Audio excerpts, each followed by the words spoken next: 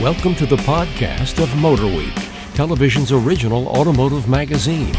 MotorWeek is made possible by TireRack.com and by RockAuto.com. Here's your MotorWeek podcast host, John Davis. And thank you, Alec Webb. Hello, everyone. I am John Davis, and welcome to MotorWeek podcast number 127. And in our studio today, we have our writer-producer, Brian Robinson. Hello, John. Our road test producer, Ben Davis. Back at you. No relation. Nope. Assistant producer, Greg Carlos. That is me. And our writer, Patrick Lucas. That is me, yeah. Who's also our producer. Real original. All right, we have a lot going on today. We have a lightning round of your question. We've got a rant and rave, and I've been warned that Ben's got something special up his sleeve. But first, into some of the cars that we've been testing lately on MotorWeek. First one, 2016 Chevrolet Volt. Greg, you've driven it. We've seen it. It looks a little more like a Prius. It's got a little more range. Is it worth the hoopla? Yeah, I think so. Like you mentioned, it looks different. I think it looks better. I don't know about you like anybody it better? else. Yeah. I actually thought it blended in a little bit better than the old Volt. I think the with the original Volt, they kind of had to make a splash. Like they wanted to have a car that said, looked very futuristic. Here I am. And now it's time to mature and get into that, lay back and make it look more like a traditional car. And I think now they've wait done a minute. that. Wait a minute. I'm going to pick on you. Pick on me. It looks like a more traditional car only because it looks like a Prius. I don't think it looks that You much don't- like a Prius. Nobody else thinks there's it? a new Well, Prius that's now. true. It That looks an less old like Prius. a Prius. I thought it kind of just looks like every other new sedan. It looks like And a lot like the new Civic. Looks a lot like the new Maxima. Looks like the new Civic? Wow. Yeah, well, I it think did. that's what it seems to be. And that plays right into my point. They wanted to blend in more, I think. They didn't come out and say, hey, we want this car to blend in. But I think the goal was to mature it and make it look more conventional, and they did. It looks lighter. It is lighter because they've pretty much lightened everything. They've got new battery. They've actually lessened the amount of cells in it. There's fewer cells, but it's now up to like 18.4 kilowatt hours.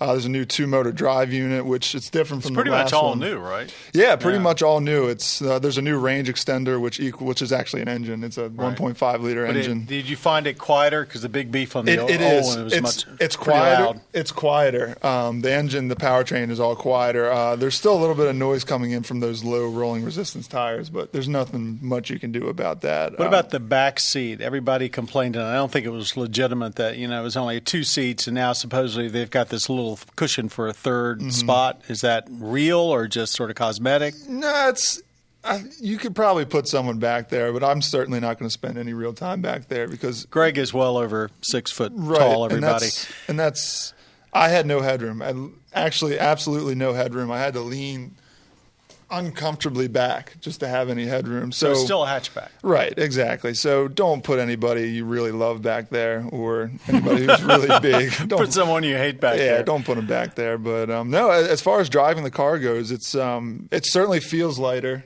It's more fun to drive, actually, as long as you don't really push it to its limits. And one of the new things that I like is the regen on demand.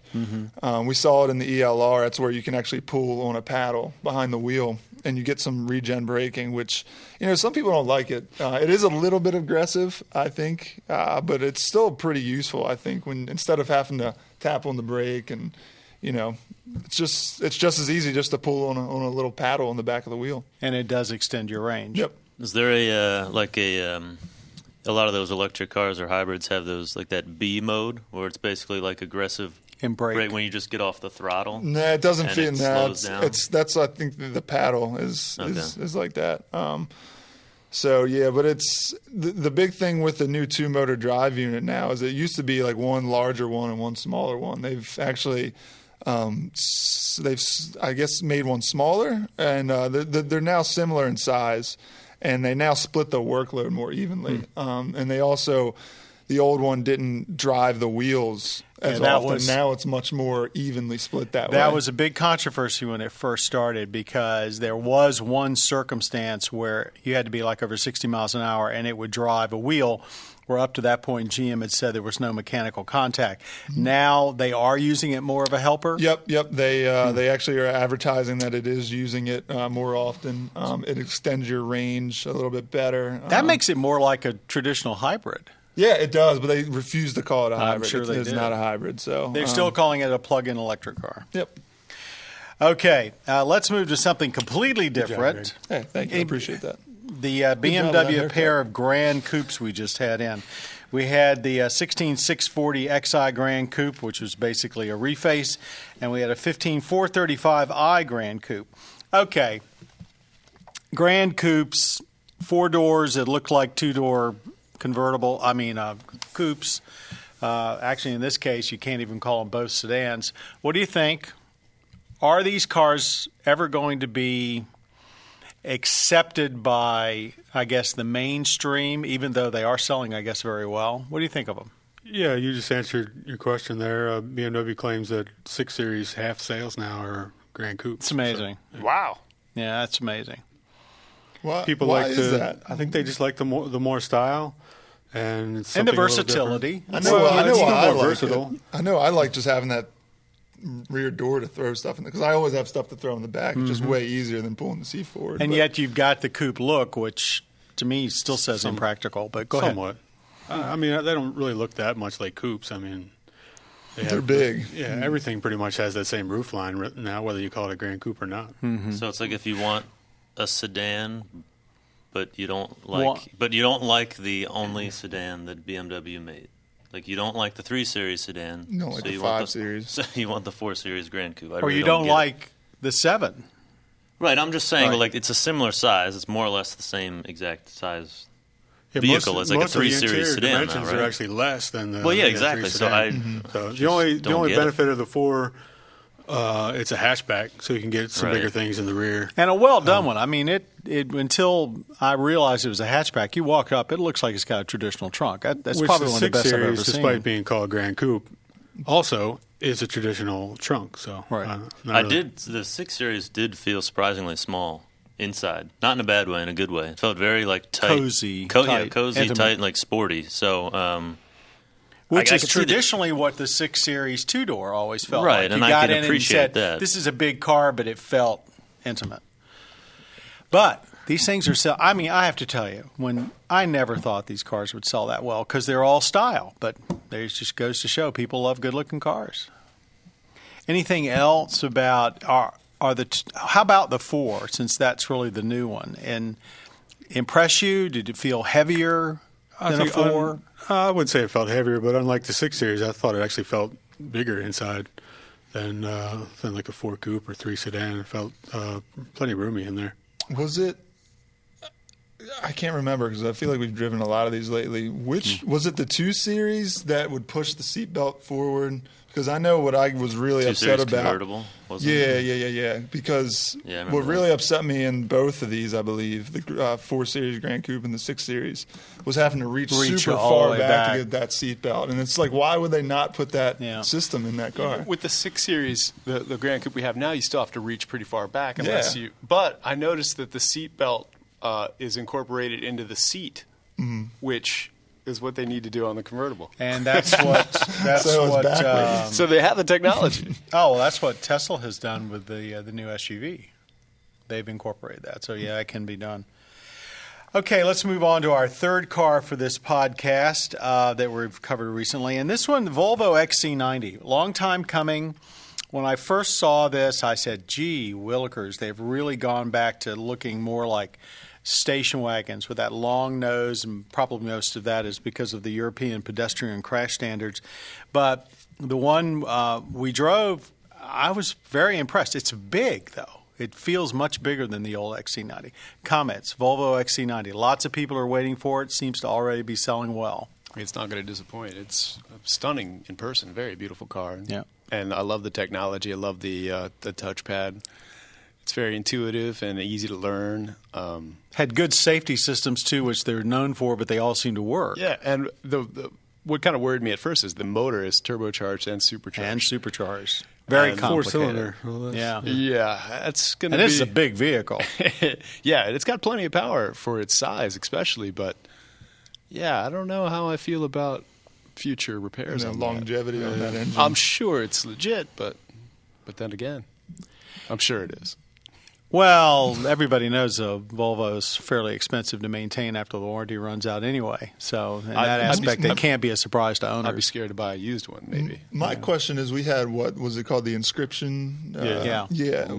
Top of the line. Right. It's It's not the top. I think the art design. It is not the top of the line. It's not. I think That art is not, design is Patrick. top of Just the line. let everybody know. It that was is not it was the a line. new luxury level, or it was the name they started using the name what on the sedan, right? The long wheelbase sedan that they built for China. That was the first use of that name. Anyway, go ahead. I don't know. My question is, since we only had that one, and that had great tech, which that was what we were most impressed with, I think. Yeah, the technology. But how much do you have to pay? Like, what if you get into a base one? How much of that tech are you really getting? You're not getting. I'm assuming the air suspension, which was pretty incredible in that thing. No air suspension, but you get the full Sensus touchscreen, all that stuff. Of course, all the safety. Yeah. stuff. So you do get that touchscreen no matter what. Yeah. That's a big That's deal. standard, yeah. For $50,000, which is a really low base price for that segment. That's about what ours was, right? And it was partially No, that's the auto. base. I think ours wasn't too terrible. was Ours was pushing 70, wasn't it? Yeah, but what are you comparing it to? It compares to Mercedes and BMWs that cost another $20,000 more. It's a bargain for what it is. I think so. I think extremely well equipped for the price. I think it's much larger inside than those two. It's like actually it. Feels something like it. you could compare with an American full-size SUV. I felt like I was Like in every other Tahoe. Volvo, the seats were incredible. Yeah. And definitely a long-distance, comfortable vehicle. It's nice to see them bring out something that is probably going to be a home run for them, especially at the upper end of the market. They've had a long slog back, but it looks like the XC90 might play a good role. If they in step that. up all that material quality and stuff like that with the XC90, if they start putting that in their, which I'm assuming they are, in their smaller cars like the S60 or something like that, I think they're going to be like an actual legitimate rival to like a BMW. I know we've been talking about it like they Forever. They almost always kind of are, but I think they legitimately would be. Well, I've seen have several new in the owners. streets already, so They people had are the, eager. They had the plug-in hybrid version coming out, the T8 with like 400 horsepower. So that should be that should wake things up too. Yeah. Ooh. Okay, it's time to move on to our lightning round where our panelists have 2 minutes to debate a trending automotive topic. When time's up, they'll hear the bell. Thank you, Patrick. Oh, boy. The VW diesel scandal. We all know the dirty details. Pun intended. What do you think is going to be the long-term impact? I'll set the stage by saying most of you are too young to remember when General Motors pretty much killed light-duty passenger car diesels in the 80s.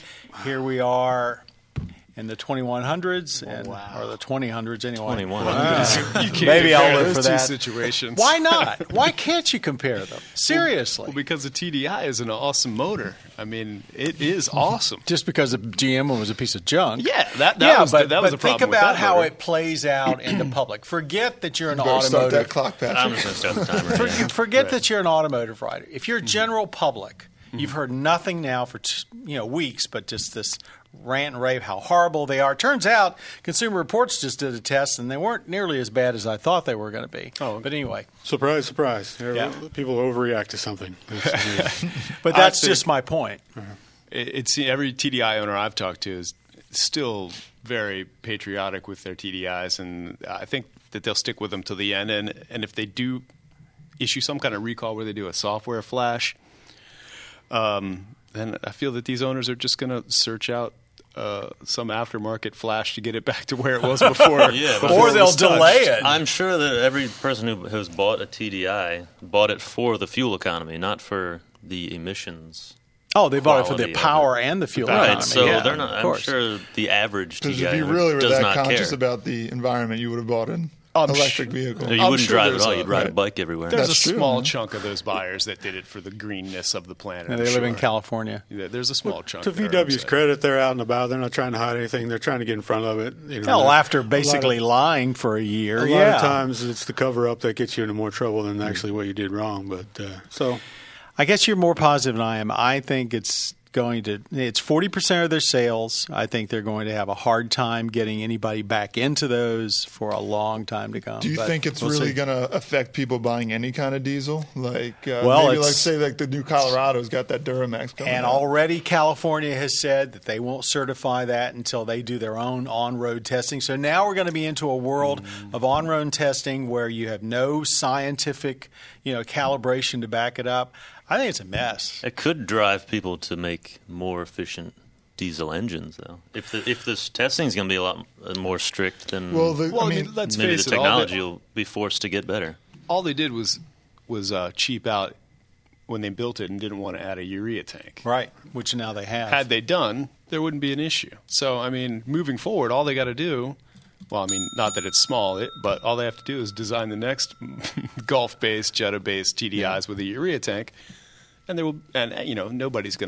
everybody's still going to be on board. Our table is full of optimists today. That's good. We just like TDIs. It's hard to say. It's a great on a And TDI. there's more, great and there's car, more great TDIs engine. besides that 2-liter. Time will tell. All right, what are we doing? Glenn, we have a viewer question.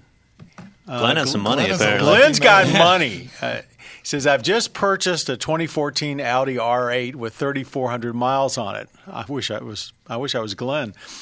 It's still under the factory warranty. I was looking for an extended warranty to purchase that would give me an extra couple of years coverage at the end of 4 years. What do you think of that idea? Well, I'm more impressed that he plans on keeping in the R8 that long than anything else. Most people that buy those cars flip them pretty quick, like the guy he's buying this one off of with 3,400 miles. But I don't know about extended warranties. Obviously, I've never been in the position to buy this type of vehicle, but I think it all comes down to price. yeah, I'm not a huge fan of extended warranties. Just, I'd have to know how often he's planning on actually driving this car. Really? Well, yeah. If he's talking about Let's call him up and wait. at the end of 4 years, if he's got 18,000 miles on it, it's probably a waste of money. Yeah. Otherwise, Audis can get hugely expensive to fix. Yeah, I'd say if you're planning on putting 60,000 miles on it or so in the period of time that you're concerned about having a warranty on it, then I would do it, however much it costs, because you might need it. Yeah, It's a pretty delicate vehicle. But it's hard to sort of. cheap out now, right? It's like you've already got the Yeah, R8. maybe You already spent the money for money's the not R8. really that much of a Right. factor. If money's not that big a factor to him, then I think I'd save the money and put it in the bank or invest it, and instead of giving it to an insurance company where, after all, these things are very negotiable. He could be quoted anything from $5,000 to $10,000 I for an wonder what extended kind of deal warranty. he got on this. Was this like after the new R8? I assume it's already after the new R8's come out. Probably so. You probably don't want to know the details. Yeah. I kind of do. It's probably pretty durable, though. I wouldn't really. It's not really a super fragile vehicle. You could probably beat it up naturally pretty good. aspirated. Yeah, I just think about all those things that go wrong with Audis. Talk to Pat Goss. Well, anyway, Glenn, I hope that answers. I think the consensus in here has been, unless you're really a fear of it, save your money, put it in the bank, go take a trip to Acapulco, do something else with it. Let's move on now to our rant and rave. Has anyone got something on their mind? Ben, what have you got? this has been bothering me. All right. Should we put a timer on this? Yeah. You don't have to. He's been fuming about this for a while. let him go. Let him go.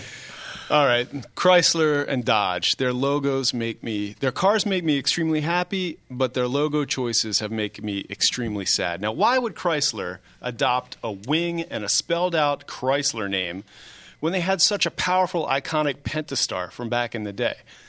And arguably, Chrysler's holding on to their old styling more than Chevy or Ford, I would say, with the Charger and the Challenger. And Dodge, it's spelled out Dodge with 2 red hash marks. Come on, man. Remember the Dodge triangle from back in the day with the black pointed spears on it?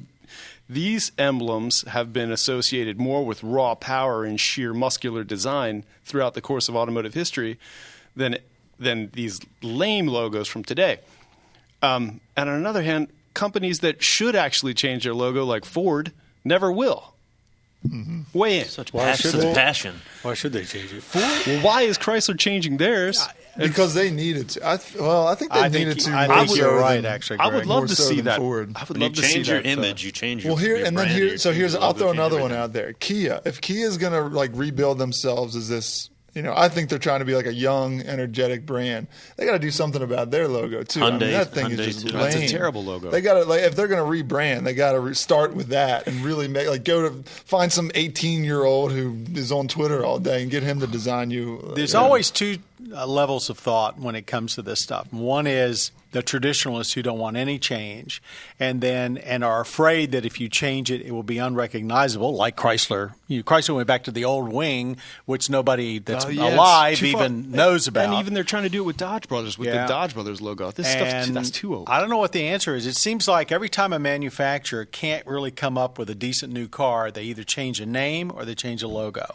It's like cosmetics. Can there be a third thing where people just don't care? You either like the car or you don't. Why do I care whether it's got wings on it or Dodge Brothers hash marks?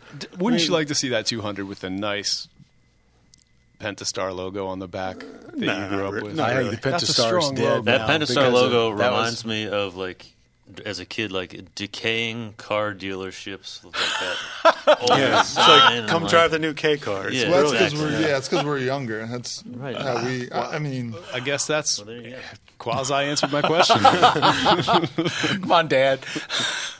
All right, that's Ben's rant and rave. I think it's a good point, though. The industry often changes names and logos, and it often doesn't make sense. And how many times do they do that, and then 4 or 5 years later go back to the old name? Well, there's a lot that don't, like Mercedes, Audi. These logos have stood the test of time for sure. Yep, because they're good the first time. Even Toyota. Well, I mean, Pentastar. They still make subtle tweaks to them here and there, bigger, smaller. Oh, sure, change the script, But not. And with that whimper, we bring to an end MotorWeek podcast number 127. Thank you. I want to thank Brian Robinson, Ben Davis, Greg Carlos, and Patrick Lucas. Also, our audio engineer, Jillian Cookman, our podcast creator, Bob Mixter, and, of course, Patrick Lucas, as always, has produced it. And our studio audience. And our studio audience, which we have in the studio today. Thank you very much for listening to our podcast and for watching MotorWeek on public television stations everywhere and on the Velocity channel.